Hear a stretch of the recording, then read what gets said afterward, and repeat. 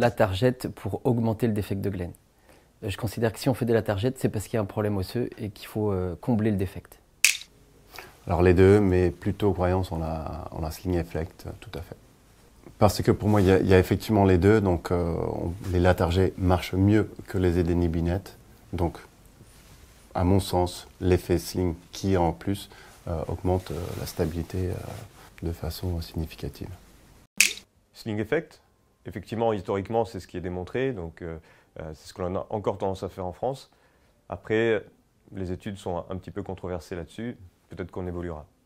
Un peu des deux. Très bonne question. Plutôt le sling effect dans les études, mais remise en cause par les effets de l'édénébinette actuellement. Donc je pense qu'il y a un peu des deux.